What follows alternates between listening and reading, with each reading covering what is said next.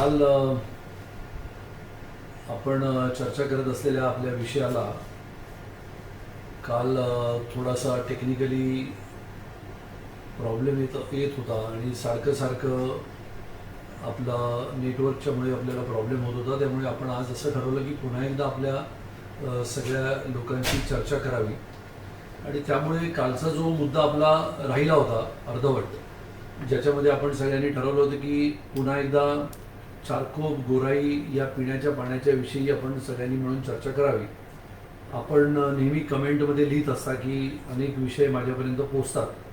तर मला असं वाटतं की जो काल विषय मी अर्धवट ठेवला होता, ज्याच्यामध्ये आपण असं म्हटलं होतं की त्यामध्ये हे करत असताना की पिण्याच्या पाण्याच्या संदर्भामध्ये चारकोप या विषयामध्ये की अनेक वेळेला अनेक प्रश्न सोडवण्यासाठी अनेक बैठका झाल्या, निर्णय घेतले गेले, पण कुठूनही त्याच्यामध्ये असं आपल्याला यश येईल असं काही चित्र दिसत नव्हतं.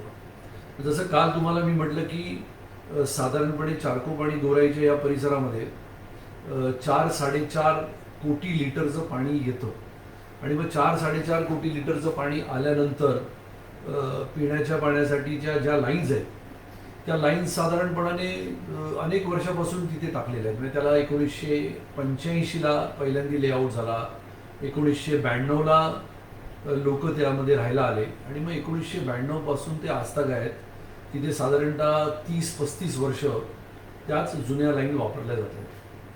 मग आता पिण्याच्या पाण्याच्यासाठी अनेक वेळेला आंदोलनं झाली, अनेक वेळेला मोर्चे निघाले, अनेक वेळेला त्या वेळेच्या आमदारांनी त्यामध्ये पिण्याच्या पाण्याच्या नवीन लाईन्स टाकून दिल्या आणि मग कालांतराने असं लक्षात आलं की ह्या सगळ्या लाईन्स ह्या फार जुन्या जीर्ण झालेल्या आहेत, त्या बदलल्या पाहिजेत आणि मग त्या बदलायच्या असतील तर मग त्या बदलण्यासाठी आपल्याला काय काय करता येईल याचा मी गेले वर्षभर प्रयत्न करत राहिलो की चारकोप आणि गोराई या पिण्याच्या पाण्याच्या संदर्भामध्ये आपल्या पूर्वीच्या आमदारांनी जे जे काम करून ठेवलं, चांगलं करून ठेवलं आणि जिथपर्यंत आणून ठेवलं, त्याला आता पुढे जाऊन आपण त्याला एक वेगळा दर्जा देऊन ह्या कामाचं एकदाचं निर्णायक स्थितीमध्ये आपल्याला आणायला लागेल. आणि मग त्यातून असं लक्षात आलं की मी तुम्हाला म्हटलं की अनेक वेळेला पिण्याचा पाण्याचा संबंध आता या जगामध्ये जेव्हा जग प्रगत होत चाललं आहे, जग पुढे होत चाललं आहे आणि मग या जगामध्ये आपल्याला लक्षात येतं की पिण्याच्या पाण्याच्या संदर्भामध्ये जेव्हा जेव्हा जिथे जिथे प्रश्न उभा राहतो त्या वेळेला एकतर कधी ना कधी मग समुद्राचं पाणी घेतलं जातं, नदीच्या पाण्याला जोडणी दिली जाते किंवा छोटे छोटे तलाव विकसित केले जातात आणि मग या तलावाच्या माध्यमातून पिण्याच्या पाण्याच्या साठीचा जो अनेक वर्षाचा संघर्ष असतो तो संपुष्टात येतो. मग आपण मध्य वैतरणा इथे निर्माण केलं गेलं. मग तसं ह्या बोरिवलीतील चारकोप गोराई परिसरात राहणाऱ्या साधारणतः 1-1.5 लाख लोकांचं वास्तव्य असलेलं एक छोटंसं शहर आहे. म्हणजे मुंबईच्या कुलाब्यापासून आपण निघाल्यानंतर शेवटचं टोक जर मुंबईचं पकडलं तर ते बोरिवली दहिसर असं पकडलं जातं. मग यामध्ये असलेल्या पिण्याच्या पाण्याच्यासाठी गेले कित्येक वर्ष जे काही संघर्ष सुरू होते, जे काही लढे सुरू होते, ज्या काही लढाया प्रशासनाबाबत लढल्या जात होत्या, त्यामध्ये बदल कसा करायचा तर प्रशासनाला सोबत घेऊन ज्या वेळेला जी सरकारं सत्तेमध्ये असतील त्या सरकारांना या पिण्याच्या पाण्याच्या संदर्भामध्ये किंवा ड्रेनेज लाईनच्या संदर्भामध्ये आपण त्यांना हे पटवून देण्याचं महत्त्व की जुन्या 30-35 वर्ष जुन्या झालेल्या लाईन्स बदलायच्या आहेत. मग त्या बदलायच्या असतील तर आपल्याला तितका निधी उपलब्ध झाला पाहिजे. तर मी त्याचं एक मध्यंतरी ढोबळ कॅल्क्युलेशन केलं होतं. तर त्या ढोबळ कॅल्क्युलेशनमध्ये मला कळलं की साधारणपणाने 50-1 कोटी रुपये किमान चारकोपसाठी, 50-1 कोटी रुपये गोराईसाठी, असे 100 कोटी प्राथमिक तत्वावर प्रथम टप्प्यामध्ये जर आपण सरकारकडनं त्याचं नियोजन केलं, मग म्हाडा असेल किंवा महानगरपालिका असेल यांनी त्यामध्ये लक्ष देऊन जर ही योजना कार्यान्वित केली आणि ती पूर्ण करण्याच्या दृष्टीने त्याचं नियोजन, त्याचं प्लॅनिंग, त्याचे आराखडे, त्याचं दूरदृष्टी ठेवणारा त्याच्यातला आपला एक व्यावहारिक बदल जो आपल्याला करावा लागेल. कारण का साधारण 25 ते 30 वर्ष पुढची, म्हणजे मी तर किंबहुना विचार करतो की 50 वर्ष गोराई आणि चारकोपच्या लोकांना पिण्याच्या पाण्यासाठी कुठच्याच राजनीतिक पार्टीकडे जावं लागलं नाही पाहिजे. इतकं काम पुढच्या 2-3 वर्षामध्ये आपल्याला सगळ्यांना मिळून करायचं आहे.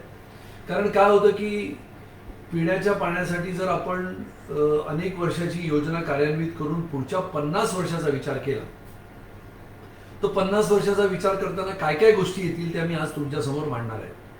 आणि हे होऊ शकतं का? अनेक लोक मला इथे लिहितायत प्रश्न की कसं आहे, how it is possible, do you think that you can take out some solution that the water should be given to Charkop and Gorai. मला कधी कधी वाटतं कि सिर्फ चारकोप गोराई नहीं तो बोरिवली और चारकोप और गोराई के पार, समुद्र के उस पार मनोरी तक पानी लाने की व्यवस्था, पानी लाने का बहुत ही कल्पक ऐसी कल्पना तभी के हमारे सांसद, हमारे पूर्व राज्यपाल आदरणीय रामभाऊ नाईक जी ने तभी की थी, जिसको हम पहल कहते थे. कि वो पहल को भी उन्होंने सुलझाया था और समुद्र के नीचे से पाइपलाइन डालते हुए उन्होंने मनोरी गांव तक पीने की पानी की लाइन पहुंचाई थी. अब साल हो गए, बहुत सारे वर्ष पूरे हो गए, लेकिन आने वाले समय में मनोरी से गोराई या फिर बोरिवली के गोराई से समुद्र के पार की गोराई तक पीने के पानी की निश्चित रूप से योजना हम आपको करके दिखाने वाले हैं. मग आता याच्यासाठी आपण काय काय केलं ते पुढच्या 5-10 मिनिटात मी तुमच्या समोर मांडणार आहे. तर काल जसं मी म्हटलं तुम्हाला की पिण्याच्या पाण्याचा आणि ड्रेनेजचा हा एकमेकांसाठी संबंध असतोच असतो. तुम्ही बघितलं असेल अनेक आखाती देशांमध्ये जिथे पिण्याच्या पाण्यासाठी वणवण फिरावं लागतं, चारी बाजूला असलेल्या वाळवंटामध्ये दुबई सारख्या ठिकाणी सुद्धा तो समुद्र आतमध्ये घेतला गेला आणि त्या समुद्रावर फिल्टरेशनची प्रक्रिया करणारी खूप मोठी मोठी यंत्र बसवली गेली आणि मग त्या माध्यमातून त्या यंत्राच्या द्वारे समुद्राचं पाणी हे शहरामध्ये आणलं गेलं, त्याच्यावर फिल्टरेशनची प्रक्रिया केली गेली आणि आता संपूर्ण दुबईमध्ये समुद्राचं पाणी निर्जंतुक करून पिण्याच्या पाण्याच्या म्हणजे तलावातून येणाऱ्या पिण्याच्या पाण्या इतकं शुद्ध, इतकं निर्मळ असं पाणी समुद्रातलं घेऊन त्याच्यावर शुद्धीकरणाचे अनेक प्रकल्प या दुबईमध्ये उभे राहिले. आता आपल्या लक्षात आलं की समुद्राचं पाणी आपल्या मुंबईमध्ये घेणं आणि ते करणं हे काही शक्य नाही आज तरी. तो होणारा खर्च आपल्याला परवडणारा नाही. मग चारकोप गोराईमध्ये पिण्याचं पाणी आणायचं कुठून? तर पिण्याचं पाणी मी जसं तुम्हाला म्हटलं की आपण 4.5 कोटी लिटर पाणी दिवसाला महानगरपालिका आपल्याला देते. मग चारकोप गोराईतील आपल्या लोकांना 4.5 कोटी लिटर पाणी मिळाल्यानंतर उदाहरणार्थ चारकोपच्या परिसरात असलेल्या सेक्टर 8 मधल्या STP मध्ये, म्हणजे ज्याला आपण म्हणू की सुवेज ट्रीटमेंट प्लांट जो आहे सेक्टर 8 मध्ये, त्या सेक्टर 8 मधल्या STPच्या प्लांटमध्ये साधारणतः 5 ते 6 MLD म्हणजे मिलियन लिटर्स मध्ये जर बघितलं तर साधारणतः 45 लाख लिटर पाणी आपण वापरल्यानंतर तिकडे येतं. त्याच्यावर प्रक्रिया येते, प्रक्रिया होते आणि ते साधारणतः 4 MLD म्हणजे 40 लाख लिटर पाणी पुन्हा एकदा आपल्याला आपल्या टॉयलेट्सला, आपल्या बाल्कनीमध्ये किंवा आपली झाडांसाठी किंवा आपल्या सोसायटीमध्ये पाण्याचा वापर करायला, आपल्या गाड्या धुवायला हे सगळं पाणी वापरता येऊ शकतं असं तिकडच्या टेक्नॉलॉजिस्ट जे असतात, तिकडचे पाण्यावर संशोधन करणारे जे लोक असतात त्यांचं सगळ्यांचं मत आहे की हे पाणी आपल्या सगळ्यांच्या सोसायटीमध्ये जर रिव्हर्स पद्धतीने पाठवलं तर फक्त चारकोपच्या सेक्टर 3 ते 4 मध्ये म्हणजे 3, 4, 5, 6, 7, 8 आणि 9 म्हणजे 3 ते 9 मध्ये सुद्धा जर आपण एक केलं तर किमान 40 लाख लिटर पाणी दररोजचं तुम्हाला पिण्यासाठी अतिरिक्त मिळतं. आता हे करायचं कसं? तर तुम्हाला मला वाटतं की तुम्हाला थोडंसं जटिल वाटेल, किचकट वाटेल की हे इतकं मोठे आकडे, मग हे पाणी येईल कसं, मग जाईल कसं, मग ते कुठे येईल, कसं जाईल. तर हे सध्या सुरू आहे. म्हणजे जर तुम्ही बघितलं तर म्हाडामध्ये काम करत असलेल्या काही लोकांनी त्यावेळी त्यांच्याकडे दूरदृष्टी होती, त्यांनी ती कल्पकता दाखवली, पण त्यांचं नियोजन शून्य होतं.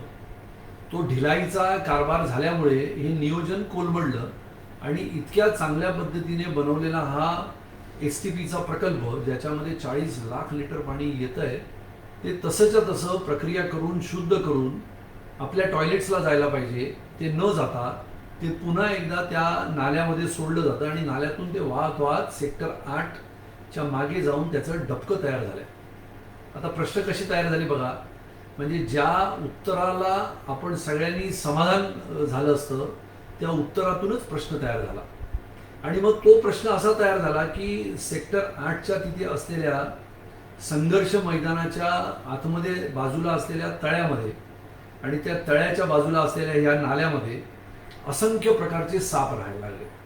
आणि मग हे सगळे साप त्या चारकोप आणि आजूबाजूच्या परिसरामध्ये रात्री बेरात्री काही दिवसा त्यांच्या घरामध्ये सुद्धा जाऊ लागले.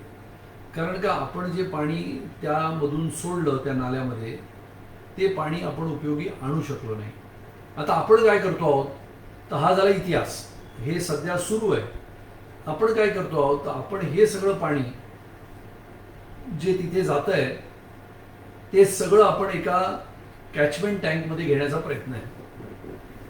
आणि मग कॅचमेंट टँकमध्ये जर हे पाणी घेतलं आपण, तर या कॅचमेंट टँकमधून हे पाणी एका रिव्हर्स पद्धतीने आपल्या सगळ्या सेक्टर 8 आणि सेक्टर 9ला, त्याच्यापैकी सेक्टर 8ला आपण प्रायोगिक तत्वावर, ज्याला आपण एक्सपेरिमेंट म्हणतो, त्या एक्सपेरिमेंटने करणार आहोत. मग ह्याने काय होईल, तर मी सांगतो सेक्टर 8 मधला एक जो भाग आहे त्या भागात सुद्धा जवळजवळ दिवसा 1.5 लाख लिटर पाणी येतं. आणि हे 1.5 लाख लिटर पाण्यापैकी 1 लाख लिटर पाणी जर आम्ही तुम्हाला रिव्हर्स दिलं तर तुम्हाला ते 1 लाख लिटर पाणी पिण्यासाठी आपल्याला वापरता येईल. आणि मला कधी कधी वाटतं की पिण्याच्या पाण्यासाठी चारकोपमध्ये किंवा गोराईमध्ये इतके लोक सतत असंतोषामध्ये असतात. सतत त्यांना भेटल्यानंतर पहिलाच प्रश्न असतो पिण्याच्या पाण्याबद्दल काय ते सांगा. तुम्ही कधी देणार, पाईप कधी टाकणार, लाईन कधी टाकणार, पाईप मोठा करून द्या, लाईन मोठी करून द्या. मग ड्रेनेजचं पाणी पिण्याच्या पाण्यामध्ये मिक्स होतं. कारण का ड्रेनेजची लाईन जिथून जायला पाहिजे त्याच्या खालून पिण्याच्या पाण्याची लाईन जाते आणि ड्रेनेज लाईन फुटली आतमध्ये जमिनीच्या खाली की त्यातनं पाणी झिरपत या जुन्या आणि जीर्ण झालेल्या आपल्या पाईपमध्ये शिरतं आणि तिथून ते आपल्या घरामध्ये येतं. आता इतकं संशोधन मी करून बसलोय या चारकोप आणि गोराईच्या पिण्याच्या पाण्याच्या संदर्भात. जर आपलं सरकार असतं भारतीय जनता पार्टीचं, निश्चितपणाने आपण याच्यामध्ये आणखीन प्रयत्न करून सरकारकडून तो निधी आपण मागून घेतला असता. आता ठीक आहे, मी त्यामध्ये आता आज जात नाही की सरकार काय करेल किंवा पैसे देईल किंवा न देईल. आपण सकारात्मक जर विचार केला तर या सरकारकडे मी गेले वर्षभर चारकोप गोराईच्या प्रश्नाच्या संदर्भात सातत्याने, मग कधी पत्र पाठवून, कधी विधानसभेमध्ये बोलून, कधी सीओची मीटिंग घेऊन, कधी म्हाडाची मीटिंग घेऊन, कधी महानगरपालिकेची मीटिंग घेऊन सगळं मी केलंय.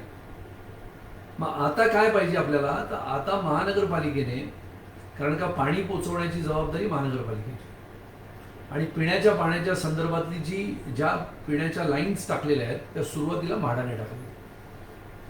आता म्हाडा आणि महानगरपालिकेचं हे भांडण काही नवीन नाही.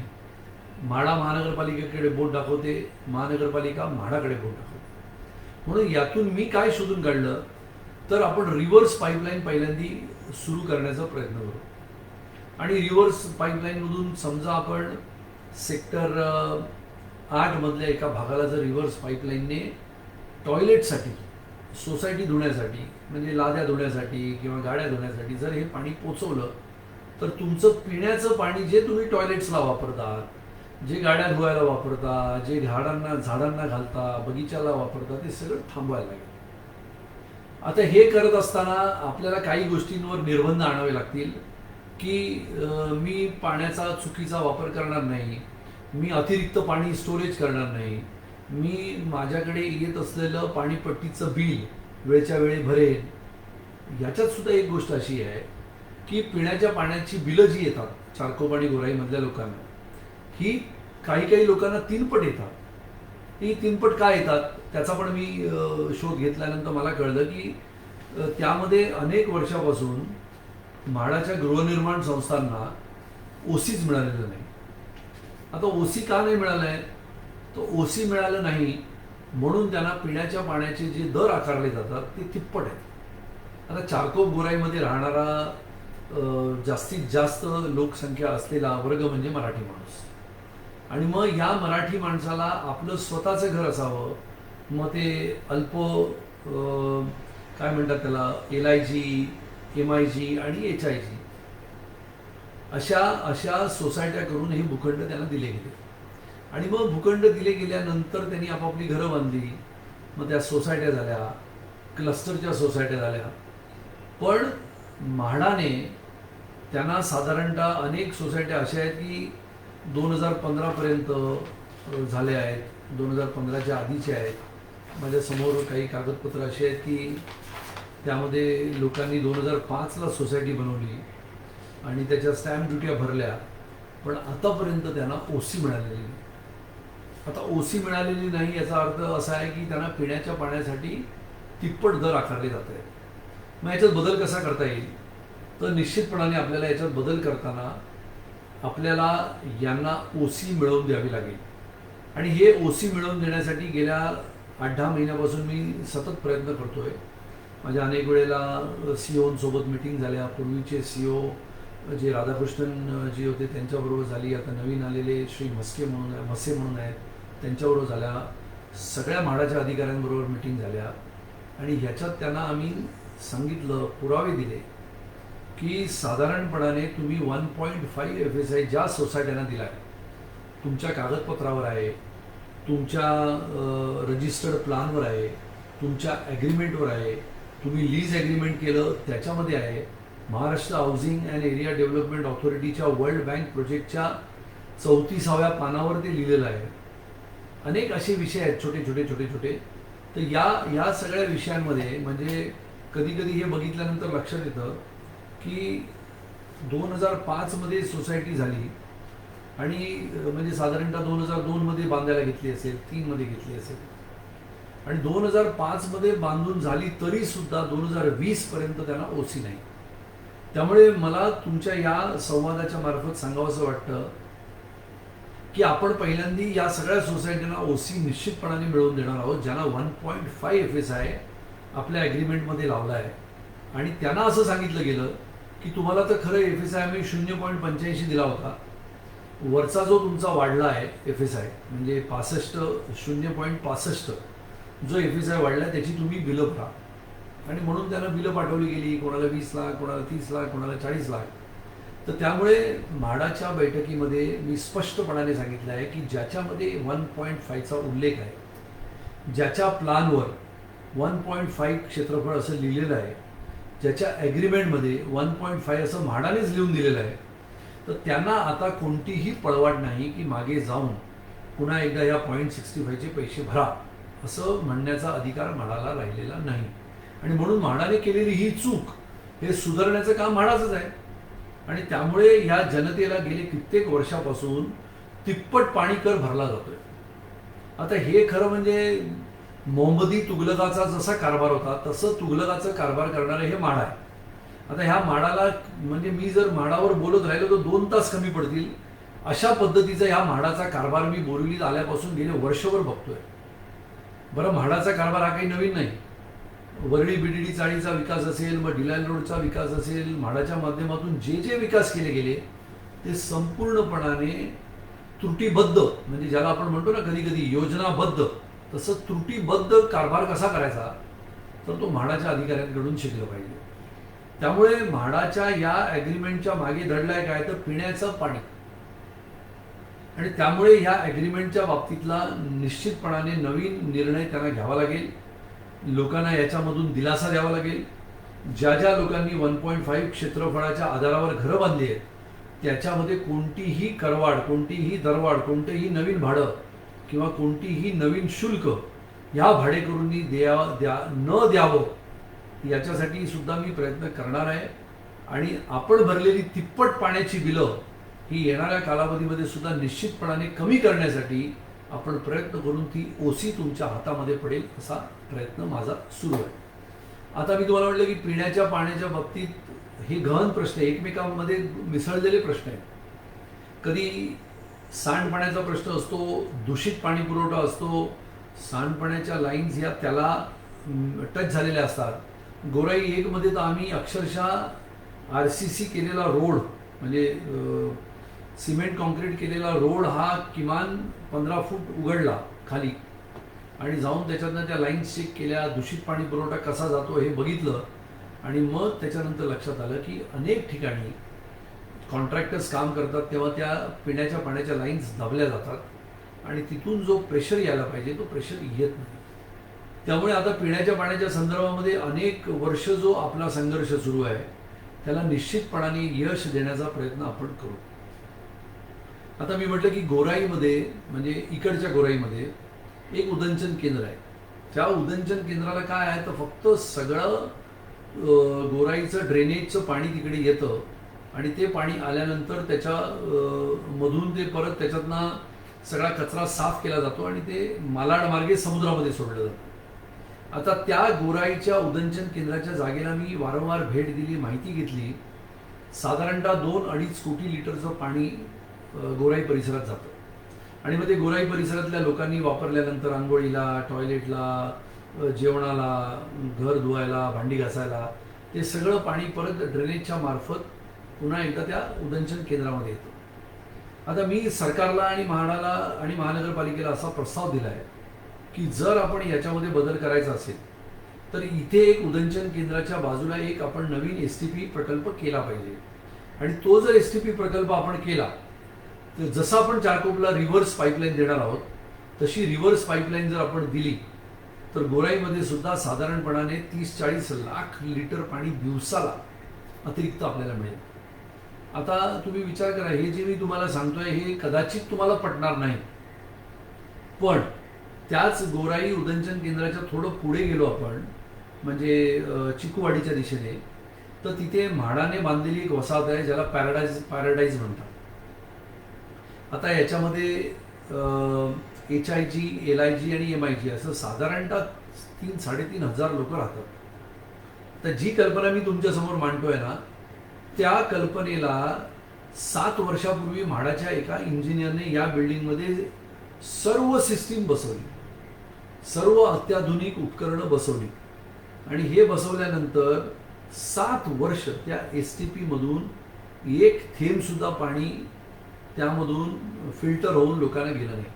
म्हणजे यंत्रणा इतकी आहे की पिण्याच्या पाण्याच्या टाक्याच्या सोबत बाजूला ड्रेनेज कलेक्शन करायसाठी टाकी आहे, त्याच्या पुढे STPचा मोठा प्लांट आहे, सगळे फिल्टर्स आहेत, टाक्या आहेत आणि परत रिव्हर्स सिस्टीमने तयार केलेली पाईपलाईन आहे जी घरोघरी जाते. करायचं काय आहे तर फक्त ड्रेनेज जे खाली येतं आहे आणि महानगरपालिकेच्या मेन ड्रेनेजला जात आहे ते फक्त यांच्या टाकीला जोडायचं आहे.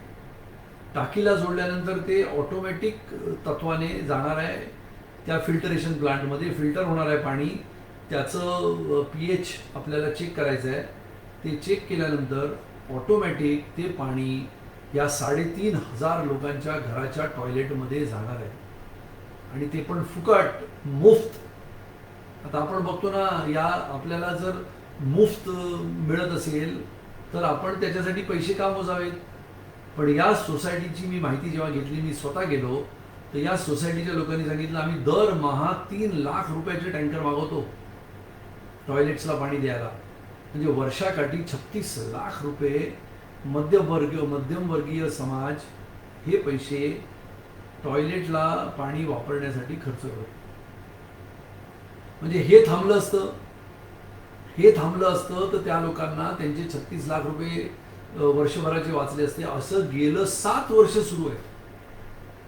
आता मी गेले कित्येक दिवस तिथे आमचे भारतीय जनता पार्टीचे सरचिटणीस गणेश जाधव तिथे सतत संपर्कात राहत आहेत, तिथे जात आहेत, त्याला भेटतायत की आपण हा प्लांट सुरू करू, तुमची जी इतकी खर्चाची जी काही योजना आहे ती काही बरोबर नाही आणि असं केलं तर तुम्हाला पिण्याचं पाणी सुद्धा मुबलक मिळेल. त्यामुळे तुम्हाला मी म्हटलं की पिण्याचं पाणी आणि ड्रेनेज लाईन यामधून निघणारं सांडपाणी आणि सांडपाण्यावर प्रक्रिया केलेलं पाणी जर परत गेलं तर एक वर्तुळ पूर्ण होऊन आपल्याला पिण्याच्या पाण्याचं जे दुर्भिक्ष आहे ते आपल्या सगळ्यांच्या मदतीने, सगळ्यांच्या सहकार्याने आपल्याला सोडवता येऊ शकेल. मी तुम्हाला म्हटलं गोराई समुद्राच्या पलीकडे गेल्यानंतर अनेक लोक भेटतात. आदिवासी पाडे आहेत, आदिवासीमध्ये मी जातो तिथे मुंडन पाडा आहे, बाबर पाडा आहे, जुई पाडा आहे, जामदार पाडा आहे, मोठी डोंगरी आहे, छोटी डोंगरी आहे. सगळीकडे साधारणतः एक 700-800 जवळजवळ 1000 एक आदिवासी लोक राहतात. म्हणजे जामदार पाड्याच्या वर डोंगरावर जर तुम्ही गेलात तर तुम्हाला प्रश्न पडेल की तुम्ही बोरिवलीपासून 10 मिनिटावर आहात की ॲमेझॉनच्या खोऱ्यामध्ये आलात. असं घनदाट जंगल तिकडे आहे. आणि अशा घनदाट जंगलामध्ये राहणाऱ्या आदिवासीला सुद्धा पिण्याच्या पाण्याचे हक्क अबाधित ठेवण्यासाठी सरकार नेमलं जातं. त्यामुळे त्यांना सुद्धा पिण्याच्या पाण्याचा अधिकार आहे, पिण्याचं पाणी मिळालं पाहिजे. आणि म्हणून पिण्याच्या पाण्याच्या या योजना गावामध्येच नाही तर जंगलामध्ये राहणाऱ्या आदिवासींपर्यंत पोहोचण्यासाठी हे लोकशाहीच्या माध्यमातून लोकाभिमुख असं सरकार असावं.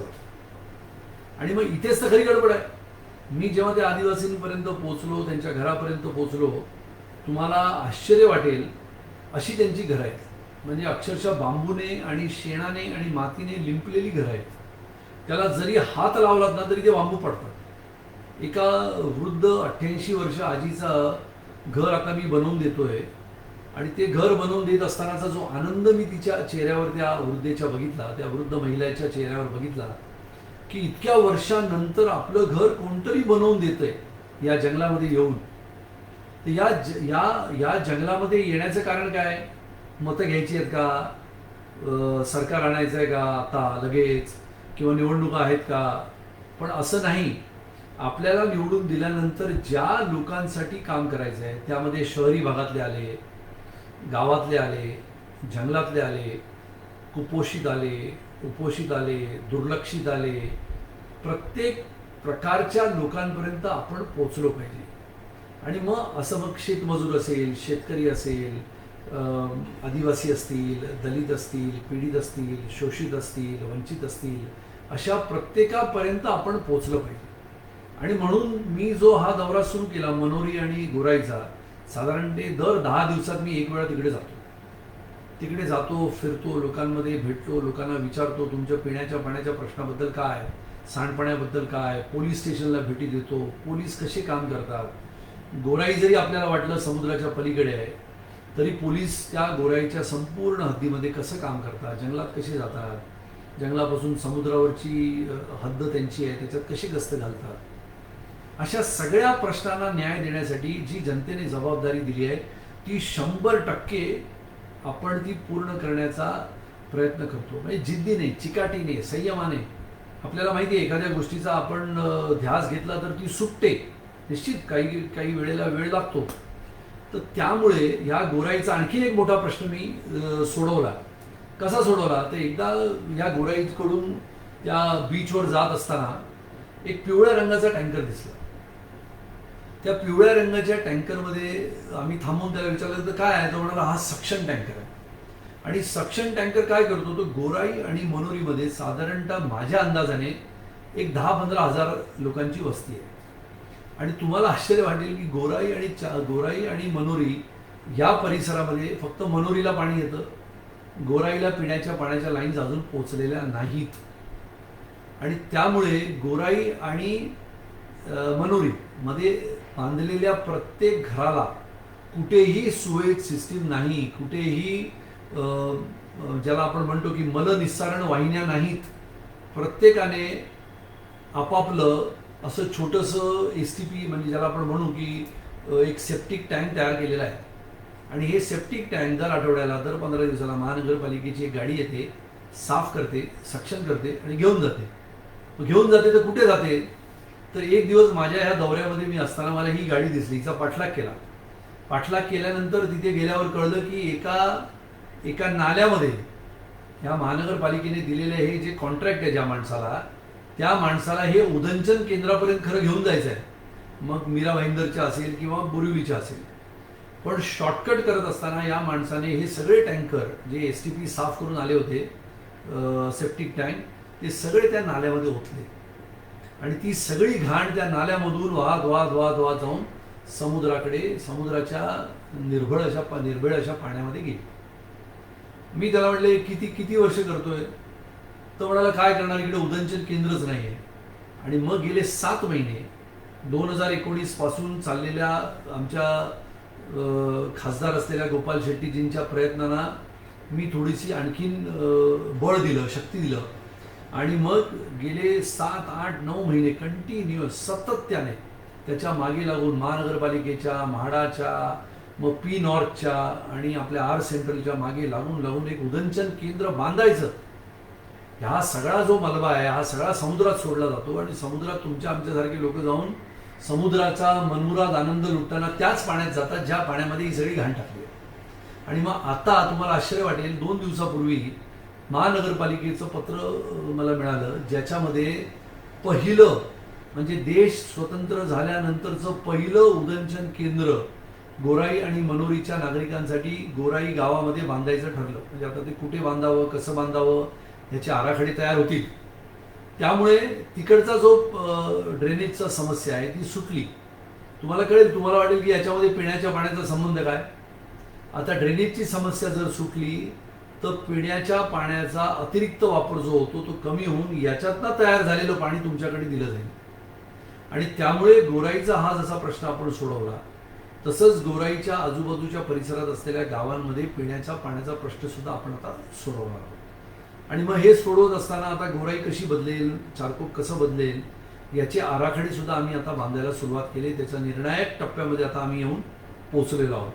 आणि विशेष करून चारकोपच्या सर्व नागरिकांना मला सांगावंसं वाटतं की ज्या वेळेला साधारणतः 10-15 दिवसापूर्वी माझ्या जनसंपर्क अभियानामध्ये मी चारकोप सेक्टर 8 ते टर्झन पॉईंटपर्यंत चालत जात असताना माझ्या लक्षात आलं की डावीकडे असलेली भिंत जी छोटी आहे त्या भिंतीबाबत सुद्धा नागरिकांनी अनेक तक्रारी केल्या. तक्रारी केल्यानंतर त्या तक्रारीच्या बाबतीत मी महानगरपालिका असेल, म्हाडा असेल, म्हाडाबरोबर चर्चा केल्यानंतर म्हाडाने सांगितलं तुम्ही तुमच्या आमदार फंडामधून याच्यावर जाळ्या किंवा भिंत बांधत असाल तर आम्ही एनओसी द्यायला तयार आहोत. आता हा फार मोठा खर्चिक मामला आहे. चारकोप सेक्टर 8 मधील नागरिकांना माझी विनंती आहे की तुमचा प्रश्नाला पहिला टप्पा मी पार केला. विशेष करून तिथे चारकोप सेक्टर 8 मध्ये शिवसेनेचे किशोर दळवी आहेत. अनेक वेळेला अनेक प्रश्न घेऊन ते माझ्यापर्यंत पोहोचतात. प्रश्न हा पक्षाचा नाही, प्रश्न हा लोकप्रतिनिधीचा असतो आणि लोकप्रतिनिधीपर्यंत सर्व पक्षाचे लोक पोहोचण्याचा प्रयत्न केला पाहिजे. कारण का लोकप्रतिनिधी हा एका पक्षाचा म्हणून निवडून येतो, पण तो निवडून आल्यानंतर त्याने जनप्रतिनिधी म्हणून प्रत्येक नागरिकाचं काम हे कर्तव्य समजून केलं पाहिजे. त्यामुळे किशोर दळवी आणि अनेक लोकांनी तो मला प्रश्न सांगितला. त्यामध्ये आता जाळी त्याच्यावर कशी उभारता येईल याच्याबद्दलचा सुद्धा विचारविनिमय सुरू आहे. त्याच वेळेला काही लोकांनी तिकडे धवल सोसायटी समोर एक स्मशानभूमीचा बोर्ड लावला होता की इथे आता स्मशानभूमी येणार आहे. हिंदू, मुस्लिम आणि शीख, हिंदू, मुस्लिम आणि ख्रिश्चन अशी तिथे काहीतरी स्मशानभूमीचं रिझर्वेशन टाकलेलं आहे.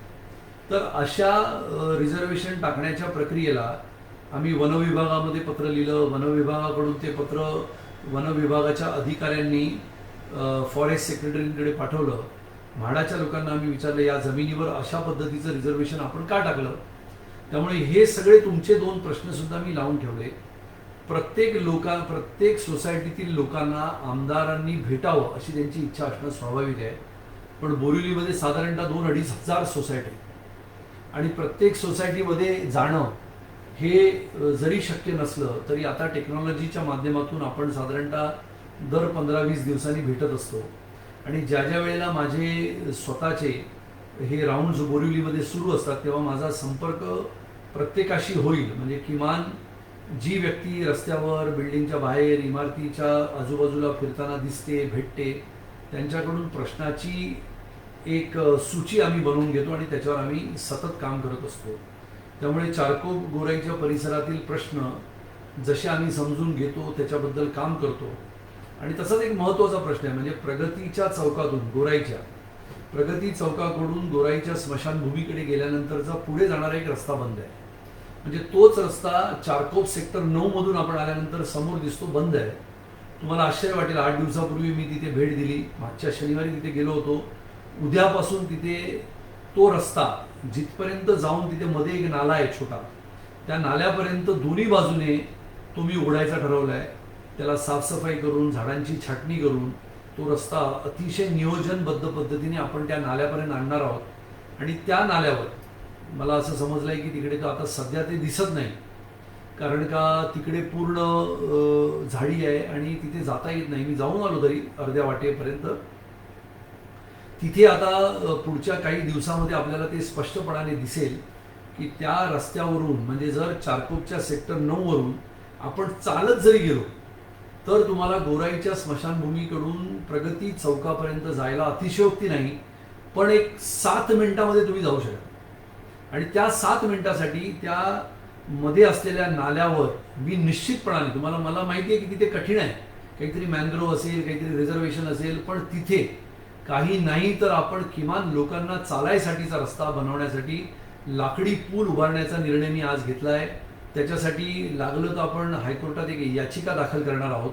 आणि मॅनग्रोव्ह असतील तर मॅनग्रोव्हचं संरक्षण करून, त्याला संरक्षण देऊन लोकांच्यासाठी सुद्धा, म्हणजे लोकाभिमुख सरकार आणि लोकाभिमुख जनप्रतिनिधी असं काम आपल्याला करत असताना येणारे सगळे अडथळे कायद्याच्या कचाटीतून दूर काढून म्हणजे ज्याला आपण कायदेशीर प्रक्रियेचा अवलंब करून आपल्याला करता येऊ शकतात, याच्यावर माझा गाढ आणि निश्चितपणाचा विश्वास आहे. ते आपण करू. आणि म्हणून हे सगळे प्रश्न मी तुमच्यासमोर का मांडतोय, कारण का गोराईच्या ऑफिसला गेल्यानंतर प्रश्न येतात, चारकोपला गेल्यानंतर प्रश्न येतात, पिण्याचं पाणी, सांडपाणी, मार्केट. आता मार्केटच्या बाबतीत सुद्धा चारकोप सेक्टर 3 मध्ये म्हाडाच्या माध्यमातून आम्ही ते काम घेणार आहोत.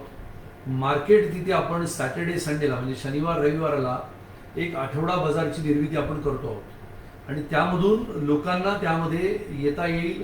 तिथे आपल्याला शेतकऱ्यांच्या शेतातली भाजी थेट होलसेल भावामध्ये आपल्याला घेता येईल, असा माझा प्रयत्न सुरू आहे. तुमच्या सगळ्यांच्या मेहनतीने आणि सहकार्याने येत्या काही दिवसातच त्या ग्राउंडवर आपण निश्चितपणाने मार्केट उभारण्याचा प्रयत्न करतो आहोत.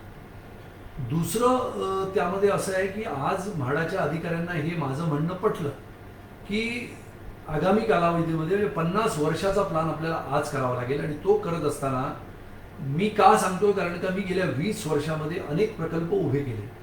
आज तुमच्यासमोर जरी आमदार म्हणून आलो असलो तरी गेल्या 20 वर्षामध्ये अनेक प्रकल्प सरकार नसताना या महाराष्ट्रामध्ये मी उभे केले. आणि ते उभे करत असताना ज्या ज्या अडचणी आल्या, जी संकटं आली, त्या जिद्दीने त्या प्रकल्पामध्ये मी लढत राहिलो. आणि त्या प्रकल्पाचं आज जेव्हा मी स्वरूप बघतो आणि 20 वर्षापूर्वीचं स्वरूप बघतो, तेव्हा मला सुद्धा आश्चर्य वाटतं की आपल्या हातून भगवंताने किंवा ईश्वराने अशी सेवा या जनतेची किंवा समाजाची करून घेतली. मग त्याच्यामध्ये वेगवेगळे प्रकल्प आहेत, उपक्रम आहेत.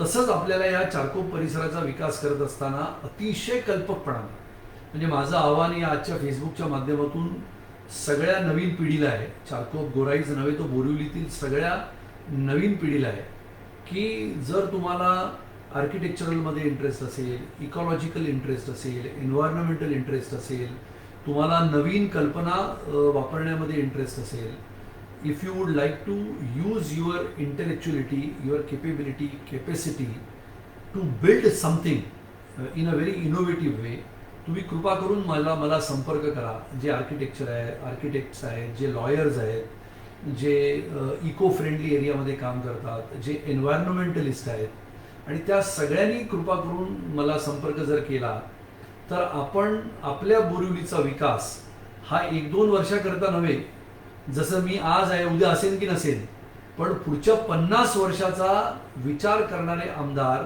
2019-20 मध्ये इथे होते, ज्यांनी विचार करून म्हाडाला, महानगरपालिकेला, लोकांना, सरकारला विश्वासात घेऊन ज्या योजना केल्या, त्या योजनेच्या आधारावर पुढची 50 वर्ष चारकोप गोराईचा विकास आणि त्या पलीकडच्या समुद्राकडच्या गोराई आणि मनोरीचा विकास अशा पद्धतीने होईल की 50 वर्ष लोकांना वाटेल की कोणीतरी 50 वर्षापूर्वी हे लक्षात आणून दिलं होतं, म्हणून आज आमची घरं इतकी सुंदर आहेत.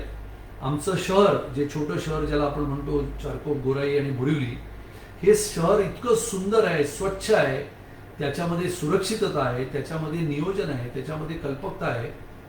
आणि असं जर आपण केलं तरच आपलं चारकोप गोराई बोरिवली मनोरी हा सगळा भाग, म्हणजे अख्ख्या मुंबईतून, माझं तर स्वप्न आहे की मुंबईतून लोक आपल्या या बोरिवलीमध्ये यावेत, बघावं की बोरिवली हे कसं स्वच्छ सुंदर छोटं शहर आहे, लोक कसे आहेत, इथे कामधंद्याला उद्योगाला येणाऱ्या लोकांना सुद्धा त्यांना चालना मिळेल असं काम जनप्रतिनिधी म्हणून आम्ही सगळे करतो आहोत.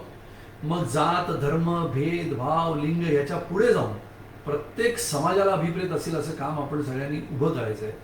आणि म्हणून मी तुम्हाला म्हटलं की 2 शेवटच्या गोष्टी तुम्हाला सांगतो की मागच्या आठवड्यामध्ये जेव्हा जल अभियंता, ज्याला आपण हायड्रोलिक इंजिनियर म्हणतो त्या महानगरपालिकेच्या हायड्रोलिक इंजिनियर श्री राठोड यांच्याशी माझी चर्चा झाली आणि अतिशय उत्तम पद्धतीने त्यांनी सकारात्मक प्रतिसाद दिला. ते म्हणाले की इतका सुंदर नियोजन प्लॅनिंग तुम्ही करून घेऊन आलात की आपण त्याच्यावर डिझायनिंगचं काम सुरू करू, की नवीन लाईन टाकायची झाली तर महानगरपालिका सगळं डिझायनिंग करेल आणि म्हाडाला देईल. म्हाडाने फक्त फंड अवेलेबल करावा, मग महानगरपालिका याच्यामध्ये मायक्रो टनलिंग पद्धतीने आपण पिण्याच्या पाण्याच्या नवीन लाईन्स सुद्धा टाकण्याची प्रक्रिया आपण करू शकतो. म्हणजे तुम्ही विचार करा, जर पिण्याच्या पाण्याच्या समस्येसाठी इतक्या पद्धतशीरपणाने आम्ही बैठका घेतो आहोत, लोकांमध्ये जातो आहोत, खाली फिरतो आहोत, असं नाही की कुठचे तरी इंजिनियर्स नेमले आहेत आणि फक्त आराखडे बघतो आहोत. मी स्वतः फिरतोय, आमचे कार्यकर्ते फिरतात, माझ्यासोबत रात्रंदिवस ते फिरत असतात. आणि मग अशा पद्धतीने कोणतेही राजकारण न करता, मतपेटीकडे डोळा न ठेवता, पण आपल्या समाजाला ज्या प्रश्नाने गेले कित्येक वर्ष भेडसावलाय त्या प्रश्नाला आता कुठे ना कुठेतरी शेवटचं निर्णायक उत्तर देऊन हा प्रश्न आपल्याला सोडवायचा आहे. पण माझी विनंती म्हणून तुम्हा सगळ्यांना आहे की चारकोप गोराईमधल्या लोकांना माझी एकच विनंती आहे, प्रेमळ विनंती आहे, तुम्ही ती प्रेमाने घ्यावी. अनेक लोकांनी घरं बांधली, ग्राउंड अधिक 1, अधिक 2, कधी 3. अनेक लोक आता पत्र पाठवतात की साहेब आता आम्ही 3 मजल्याचं घर बांधलं आहे, आमदार फंडातनं निधी मिळतो का, लिफ्ट बसवायची आहे. माझं म्हणणं तुम्हाला एवढंच आहे की जे सरकारने काही नियम दिले, ठीक आहे, कधी कधी नियमाचं उल्लंघन माणसाच्या हातनंच होतं, पण उल्लंघन झाल्यानंतर जेव्हा कधी आता सरकार त्यामध्ये नवीन प्रयोजन करेल, नियोजन करेल, मी तर सतत सरकारच्या मागे आहे की ग्राउंड अधिक 2 जे बांधले गेले आहेत किंवा ग्राउंड अधिक 1 जे बांधले गेले आहेत, ज्याला मराठीमध्ये आपण म्हणतो तळमजला अधिक 1 किंवा तळमजला अधिक 2, जी काही बांधकामं झाली आहेत ती बांधकामं सरकारने लवकरात लवकर नियमित करण्यासाठी हालचाली कराव्यात. ती नियमित करावी. ती नियमित जर केली तर तुम्हाला पुढच्या वेळेला क्लस्टरच्या रिडेव्हलपमेंटला परवानग्या देता येतील. ज्या ओसी तुम्ही थांबवून ठेवल्या आहात तुमच्याचमुळे, म्हणजे म्हाडामुळेच, म्हाडाच्या कल्पकशून्य कारभारामुळे त्या ओसी दिल्या गेल्या नाहीत.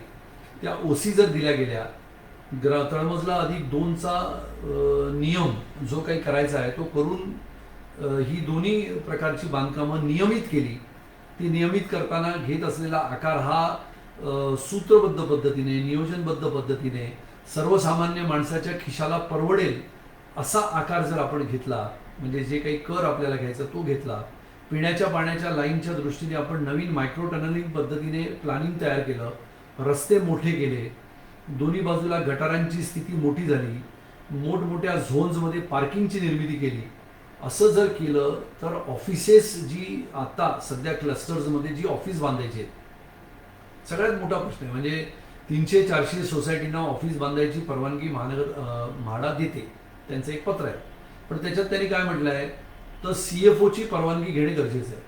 आता CFOची परवानगी म्हटली म्हणजे ते धर्मसंकट, ते होतच नाही.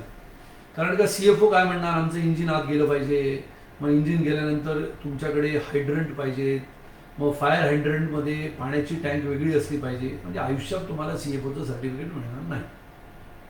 मग त्यांनी काय केलं आहे की आपल्याला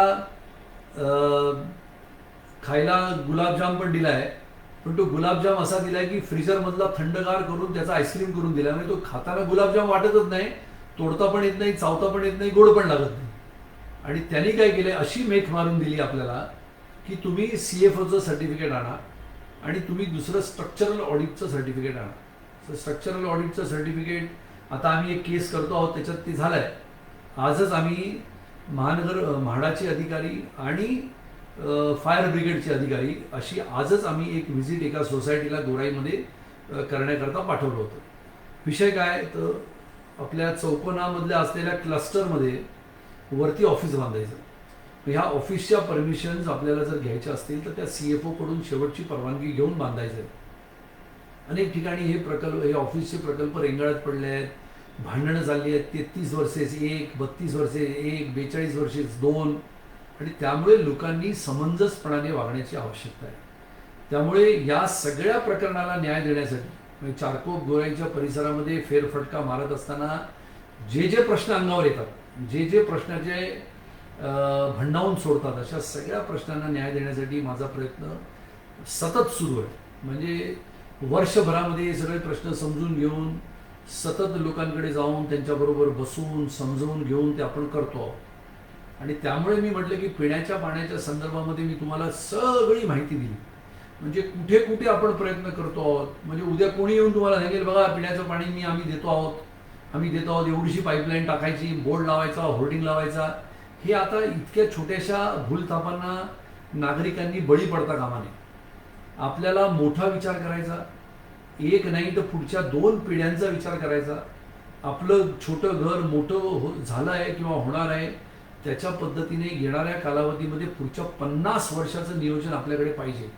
मग घर कसं असावं, सुबक असावं, सुंदर असावं, किती मजल्यावर असावं, मग ते क्लस्टरपासून रिडेव्हलपमेंटला गेलो तर रस्ता किती असावा, रस्त्यासोबत विचार करायचा तर मग पाणी, त्याचं ड्रेनेज, त्याचा कचरा, त्याचा निचरा, मग त्या कचऱ्यापासून खत निर्मितीचा प्रकल्प प्रत्येक सोसायटीला आता येणाऱ्या कालावधीमध्ये करावा लागणार आहे. त्यामुळे ह्या सगळ्याचं नियोजन करत असताना ट्रॅफिकची समस्या, मार्केटला कसं जायचं, मार्केट कुठे असावं, शाळा कुठे असावी, कॉलेज कुठे असावं, पोलीस स्टेशन कुठे असावं, दारूची दुकानं लांब असावीत, आणि हे सगळं करत असताना आपलं हे छोटंसं चारकोप गोराईचं शहर हे अत्यंत सुंदर आणि सुबक असण्यासाठी नागरिकांनी सुद्धा मेहनत करण्याची गरज आहे, सजग राहण्याची गरज आहे. आणि त्यामुळे नागरिकांनी सुद्धा नियमाचं काटेकोरपणाने पालन करावं अशी माझी इच्छा आहे. तुम्ही जर बघाल तर बाहेरच्या देशांमध्ये जर गेलात तुम्ही तर तुम्हाला 3 गोष्टीवरून हा देश कसा आहे कळतो. एअरपोर्टमध्ये उतरल्यानंतर, बाहेर आल्यानंतर, सिग्नलच्या आजूबाजूला तुम्ही गेलात गाडी चालवताना तर तुम्हाला पहिल्यांदा कळतं की हा नियम पाळणारा देश आहे की नाही. म्हणजे रात्री 2 वाजता सुद्धा तुम्ही गेलात तर सिग्नलला एखादीच गाडी उभी असते आणि एक कुठेतरी दूर एक माणूस उभा असतो, तो ती गाडी गेल्यानंतरच क्रॉस करतो जेव्हा त्याला सिग्नल मिळतो. त्याच्यामुळे दुसरं काम आपल्याला काय करावं लागतं की माणूस किती अदबशीर बोलू शकतो किंवा किती व्यवस्थित बोलू शकतो, किती समजून घेऊ शकतो, त्याच्यावर देशाचं प्रतिबिंब सुद्धा अवलंबून असतं. जर तुम्ही अनेक देशांमध्ये गेलात, आता श्रीलंकेने टुरिझममध्ये सगळ्या देशांमध्ये आघाडी उघडली. का उघडली आघाडी? ह्या कधी कोणी विचार केला का की गेल्या 2 वर्षामध्ये कोरोनाच्या या महामारीच्या संकटाच्या आधी एक सर्वेमध्ये की श्रीलंका टुरिझममध्ये थायलंडच्या पुढे गेलं. कसं गेलं तर तिकडे LTTचं अस्तित्व जेव्हा समाप्त झालं, त्या LTTच्या अस्तित्व समाप्त झाल्यानंतर लोकांनी ठरवलं की आता श्रीलंकेला आपण एक टुरिझमचं पूर्ण देश बनवायचं. मग कसं करायचं तर प्रत्येक माणसाने नियम पाळले, प्रत्येक माणसाने अदबशीर बोलायला लागला, कामं व्हायला लागली, सरकार त्यांना मदत करू लागलं, रस्ते सफाचक झाले, कचरा गायब झाला, लोक सुद्धा व्यवस्थितरित्या वागू लागले, रस्त्यावरून वाहनं चांगली चालवायला लागले, पोलीस सुद्धा अदबशीर झाले, पोलीस सुद्धा सगळे नियमाने आणि संयमाने काम करू लागले. बघता बघता श्रीलंकेची इकॉनॉमी इतकी बदलली, ज्या जाफनामध्ये कोण जात नव्हतं त्या जाफनामध्ये म्हणजे लाखो टुरिस्ट मागच्या जानेवारी, फेब्रुवारी, मार्चमध्ये गेले. लोक आश्चर्यचकित झाले.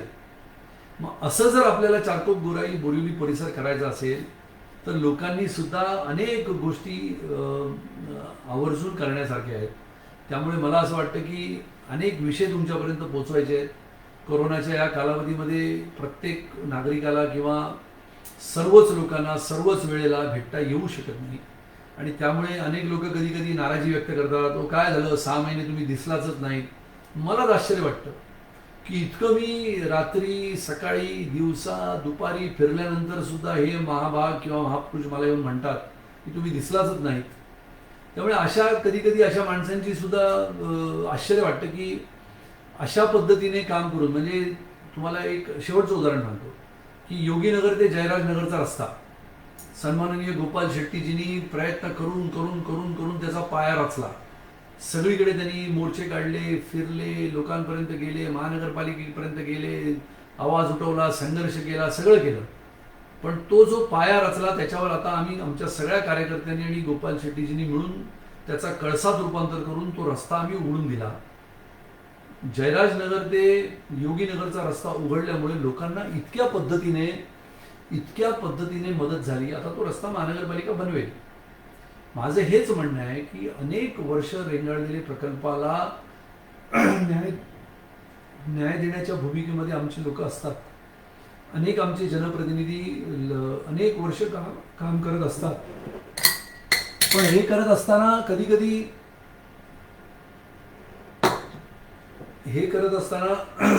कधी वेळ लागतो आणि मग वेळ लागल्यानंतर कधी ना कधी मग या सगळ्या समस्याचं निराकरण होण्याचे दिवस जवळ येतात. त्याचमुळे मी चारकोप गोराई आणि गोराईच्या पलीकडच्या परिसरातील लोकांना सांगू इच्छितो की तुम्ही इतकी वर्ष संयमाने वागलात, आता थोडंसं धीराने आणि नियमाने वागा. येणाऱ्या कालावधीमध्ये निश्चितपणाने पिण्याच्या पाण्याचा प्रश्न, निश्चितपणाने आपल्या ड्रेनेज लाईनचा प्रश्न, त्याच्यानंतर येणाऱ्या सगळ्या नियोजनबद्ध पद्धतीने कारभार करण्यासाठीची जी काही मेहनत, जी काही चिकाटी, जी काही जिद्द लागते, त्या अधिकाऱ्यांबरोबर जाऊन बसायचं, त्यांच्याकडून काम करून घेण्याचं. आता तुम्ही विचार करा, आपलं किमान स्वतःचं घर तरी झालं, त्या बोरिवलीच्या MHB कॉलनीच्या मध्ये असलेल्या ट्रान्झिट कॅम्पमध्ये कधीतरी बोरिवलीतील नागरिकांनी भेट द्यावी.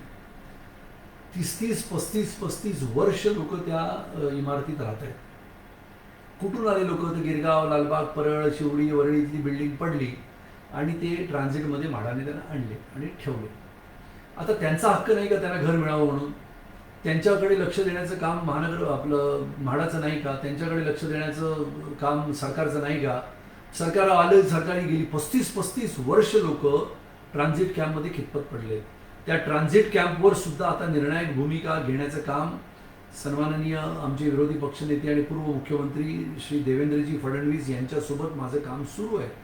आणि मी निश्चितपणाने या ट्रान्झिट कॅम्पच्या बाबतीतली नवीन पॉलिसी सरकारने, आपल्या मागच्या सरकारने जी केली होती, त्या पॉलिसीला उद्देशून येणाऱ्या कालावधीमध्ये मी लोकांपर्यंत जाऊन या ट्रान्झिट कॅम्पमध्ये खितपत पडलेल्या बोरिवलीमध्ये असलेल्या या लोकांच्या आयुष्याला नवीन कलाटणी देणारं असं जे धोरण आहे, जे आमच्या सरकारने केलं होतं, त्या धोरणाच्या माध्यमातून यांना त्यांच्या स्वप्नातलं घर मिळवून देण्यासाठी मी निश्चितपणाने या बोरिवलीमध्ये राहणाऱ्या सगळ्या ट्रान्झिट कॅम्पच्या लोकांसाठी करणार आहे.